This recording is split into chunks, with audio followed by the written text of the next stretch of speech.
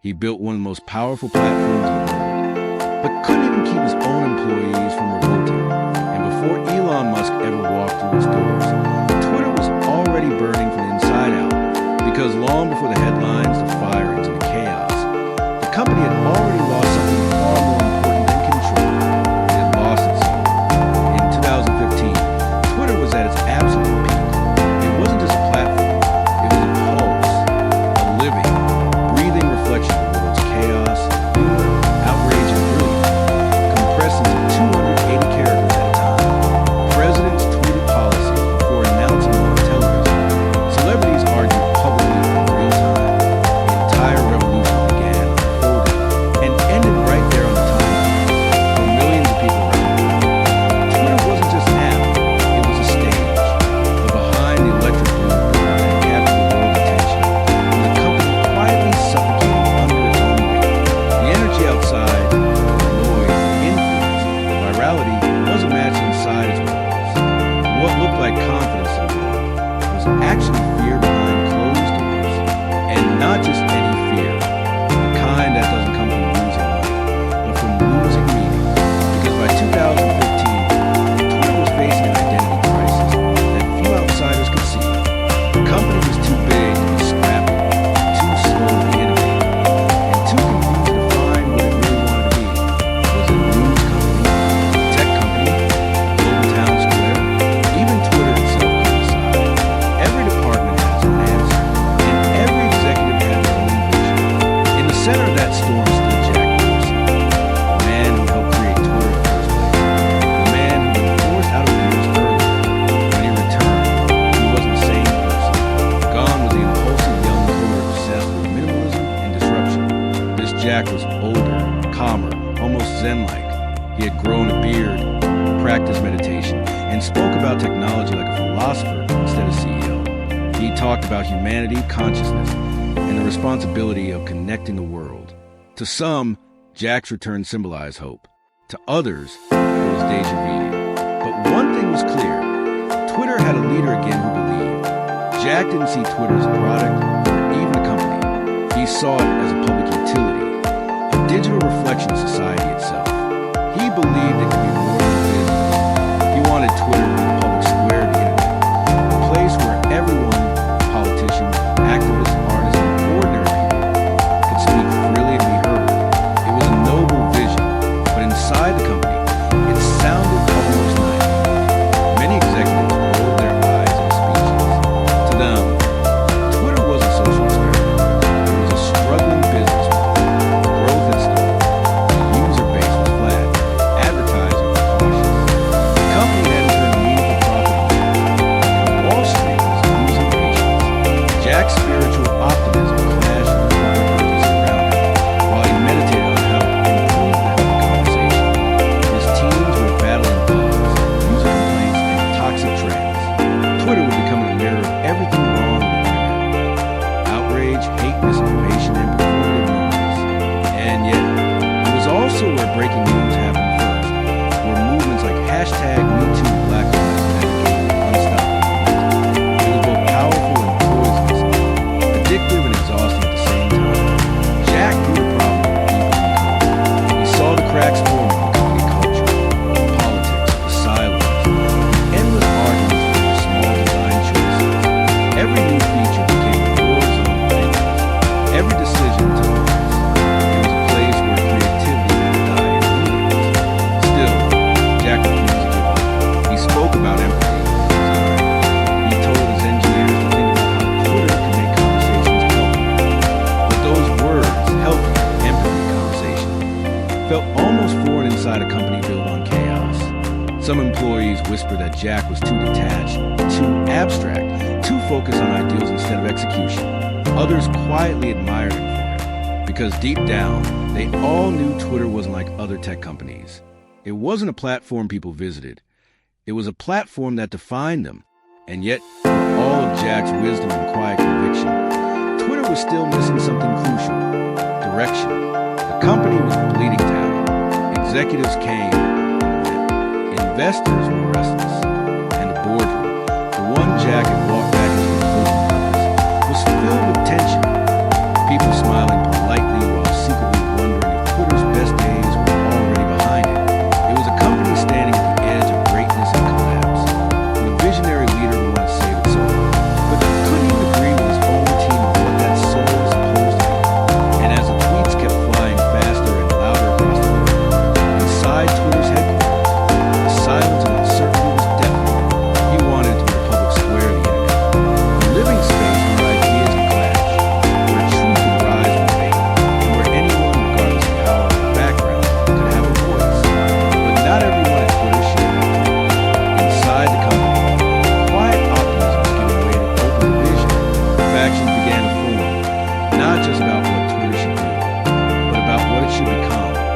One group saw Twitter as a business, plain and simple. They wanted to chase profits, grow users, and finally make Wall Street happy. To them, Twitter wasn't a public square. It was a product. Their goal was engagement, retention, ad revenue, the metrics that define success in Silicon Valley. They spoke the language of growth charts and quarterly earnings calls. They believed that if Twitter didn't evolve like Facebook or Instagram, it would die a slow, embarrassing death. But another group, often smaller, quieter, and more idealistic, believed in something else. They saw Twitter as a moral platform, a tool that could give voice to the voiceless, expose corruption, and democratize information. For them, Twitter wasn't about ads or revenue. It was about influence, truth, and global connection. They were designers, policy thinkers, and engineers who believed technology had a responsibility to elevate humanity, not just entertain it. Jack Dorsey found himself caught between both sides. He shared the idealist vision, but he knew the realists weren't wrong. Without money, there could be no mission. Without growth, there could be no freedom to experiment. And while these factions debated, the real battle was happening where it mattered most, on the platform itself. Because while Twitter's internal culture fractured, its user base was slowly imploding. The platform that once felt like an open conversation had become a digital war zone. Toxicity spread like wildfire. Every day, someone new was canceled. Hate speech flourished in anonymity. Misinformation ran rampant. Trolls, bots, and outrage machines began to dominate timelines, drowning out genuine connection with noise and venom. And that was a cool irony. Twitter had built the most powerful communication tool in the world, but was tearing itself apart from the very thing enabling unfiltered human expression. The algorithm, designed for more engagement, discovered that outrage was the fastest way to keep people scrolling. The more people argued, the longer they stayed. And so the platform slowly began to absorb the worst of human behavior. It wasn't just a social media network anymore. It was chaos, perfectly coded into its DNA. By 2018, the cracks had become impossible to ignore. Twitter was more relevant than ever, but that relevance came with a cost. It was a place where news broke, where politicians rose and fell, where movements were born, but also where lies spread fast and true, and where empathy rarely survived. Twitter had become a paradox. A tool meant to connect the world was now divided in real time. Inside the company, the mood was tense. Employees didn't trust leadership, and leadership didn't trust employees. Every decision felt political. Teams whispered about favoritism, hidden agendas, and backroom decisions. Product updates that should have taken weeks to take months.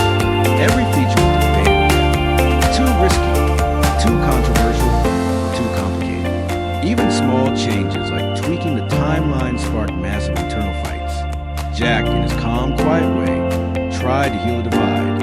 He talked about healthy conversations, about how Twitter needed to be a place where people could disagree respectfully, not destroy each other. But when he brought those ideas to the engineering teams, many rolled their eyes. To them, healthy conversations sounded like something from a yoga retreat, not a business plan. They wanted clarity, not philosophy. They wanted leadership, not lectures. And yet, there was a haunting truth beneath the frustration. Jack wasn't wrong. He was just too early. He could see where the internet was heading, even if no one else could. The culture of outrage wasn't a bug in Twitter's system. It was a reflection of the world itself. And while Jack was trying to fix the symptoms, no one wanted to admit the disease had already spread far beyond their code base. By now, Twitter wasn't just a platform struggling with direction. It was a company divided against itself, a digital empire built on running out of meaning. And deep inside, everyone knew it. Something had to give. One executive reportedly said, "We're not therapists, Jack. We're a tech company."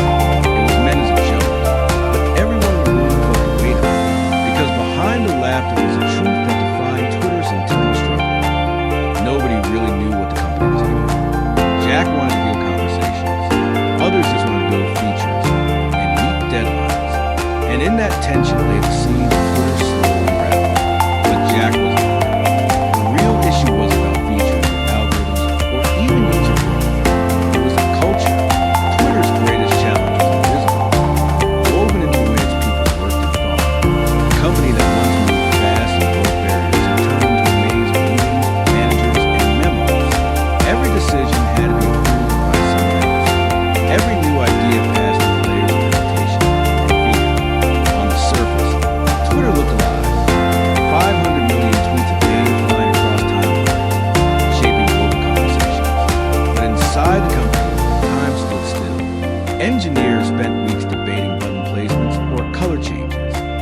product managers drafted proposals only for them to vanish in committees. Innovation came by accident, not by design.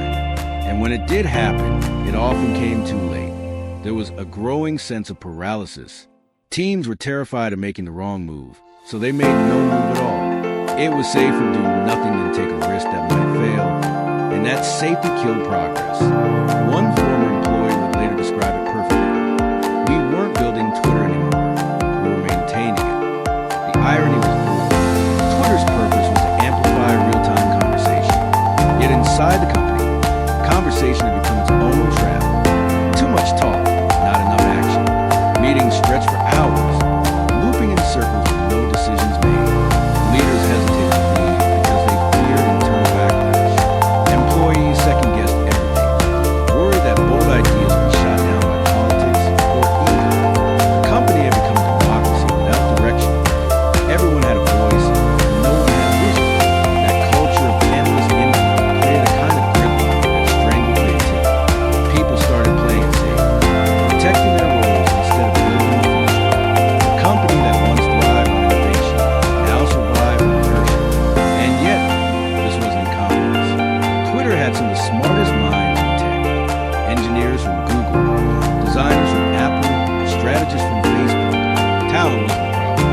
Leadership was. The system itself was designed to slow down decisions. Every department guarded its territory.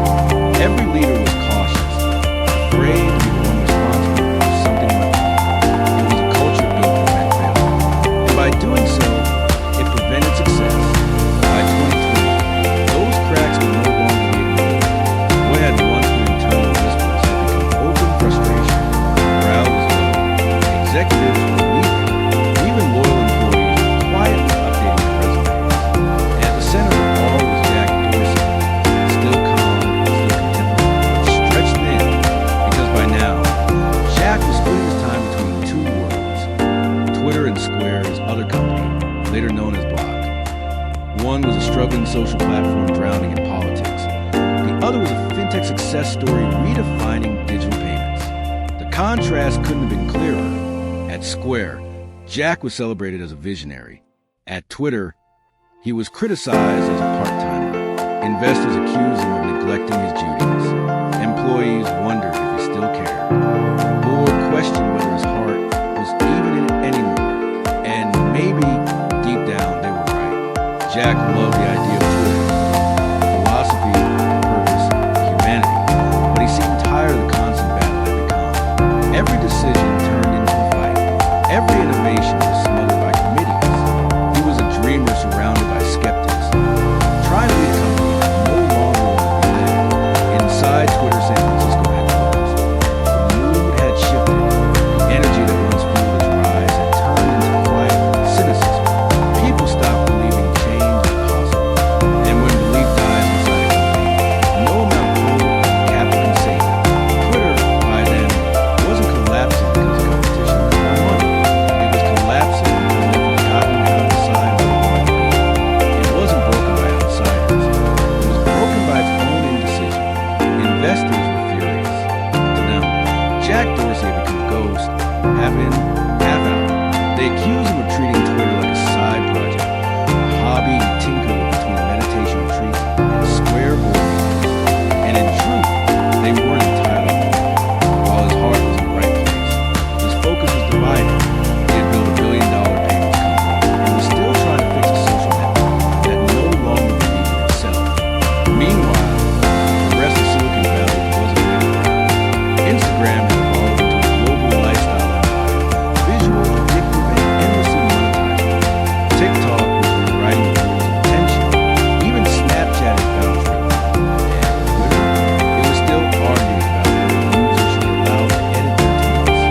It was as if the entire world had moved forward, and Twitter was stuck in a time loop of indecision. The platform that once defined the conversation was now reacting to it. Its biggest cultural moments weren't being created. They were being hosted. People didn't go to Twitter to discover anymore. They went there to argue. And in boardrooms, that was becoming a terrifying realization.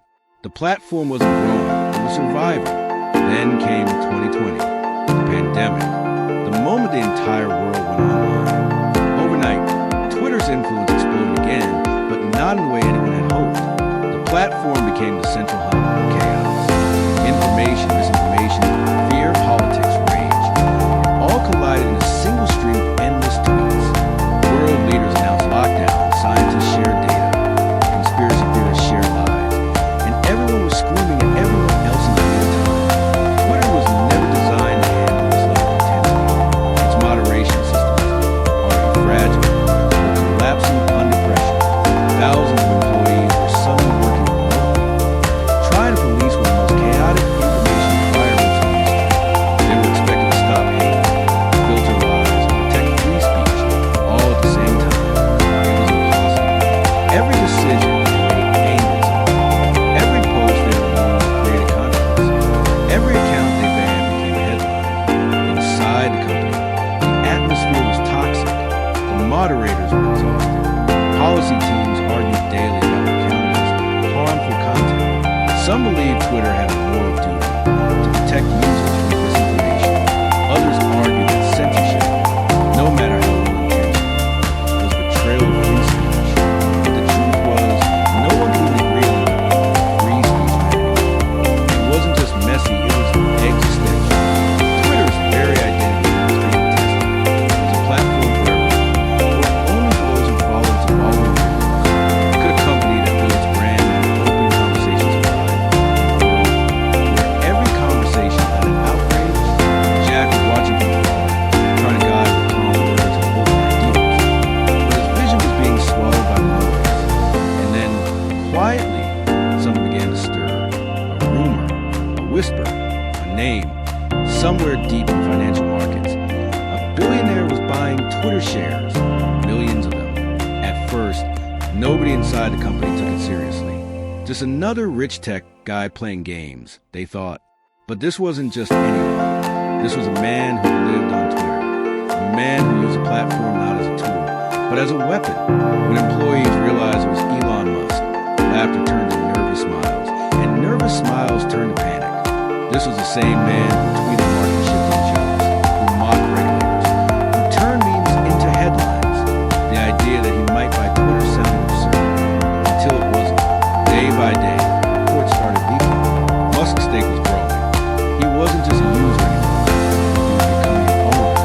Inside Slack channels, employees joked about it. Imagine Elon as our boss. He'd fire us all by Twitter. But as the weeks went on, the jokes faded. Because deep down, they knew Musk would make a move for attention. He made him for control. Then came the truth. Elon Musk wasn't playing games. He wanted Twitter, and not a piece of it. All of it. For years, he'd been one of its loudest users and harshest critics. He called it biased, broken, censored, dying. Now, he wanted to fix it in his own image. Inside the company, chaos turned into fear. Employees wondered what would happen to their jobs, their culture, their future. Would he destroy everything they built or save it? Nobody knew. But one thing was certain. Twitter's years of decision were over. Because whether they liked it or not, the man who thrived on disruption was about to bring it right to their doorstep. Investors were livid. For them, Jack Dorsey had become the embodiment of distracted leadership. A man with two companies and one fading vision, while Instagram evolved into a cultural superpower, blending lifestyle, commerce, and identity. Twitter seemed stuck in the past, still arguing over an edit button like a philosophical debate. Competitors were creating ecosystems, digital universes where users lived, shopped, and dreamed. Twitter, on the other hand, was still threading ideas together and calling it innovation. It wasn't a product problem. It was an identity crisis disguised as a feature backlog. Then came 2020, and with it, the pandemic that rewired the entire world. Suddenly, the internet wasn't just a tool for connection. It was the only one. People were locked inside, searching for community, comfort, and answers. But instead of calm, they found chaos. Every hour, Twitter became a new battlefield. Misinformation spread faster than the virus itself. Politics turned venomous. Every tweet was denied. Every thread a war zone. What had once been a digital town square had now become a global shouting match, amplified by algorithms fed on outrage. Inside the company,